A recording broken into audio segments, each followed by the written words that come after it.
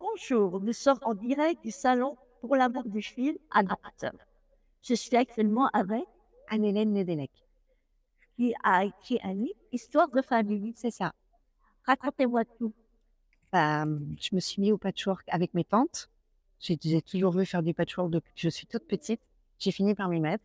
Elles m'ont tout appris. Je suis tombée dans la marmite. Et en fait, nous, notre spécialité, c'est de faire des reproductions de quiltantia avec des tissus de reproduction.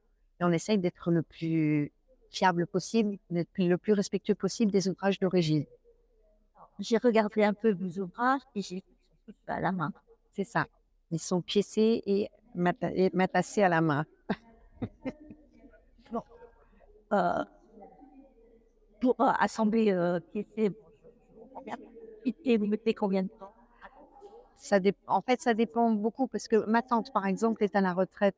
Elle peut faire jusqu'à 6 heures de patchwork pendant sa journée. Moi, je travaille, donc je ne peux faire que ça en dehors des heures de travail. Donc, ça peut varier d'un an à 5 ans. C'est totalement aléatoire en fonction de la vitesse à laquelle on travaille et le temps qu'on y accorde. C'est pour Donc, ça que c'est très difficile à dire. donc vous prenez des photos où vous trouvez vos... Alors, l'inspiration, en général, on la trouve sur des photos qui nous viennent de musées ou des catalogues. Et en général, la période de prédilection, c'est le 19e. Voilà. Et à partir d'une photo et des dimensions de l'ouvrage, pour recréer voilà, un peu de calcul et un peu de dessin. Et ensuite, le tout, c'est d'essayer de retrouver le maximum des tissus qui s'approchaient un peu de ce qui se faisait. pas trop difficile d'en trouver en France. Si, mais ça fait partie de la recherche, tout ça.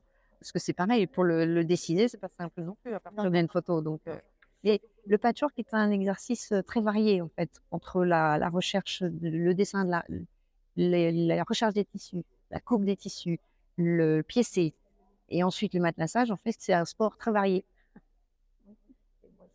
Des beaux exercices aussi pour la mémoire, pour Oui, oui. l'équité, etc. Merci beaucoup. Bravo. Merci.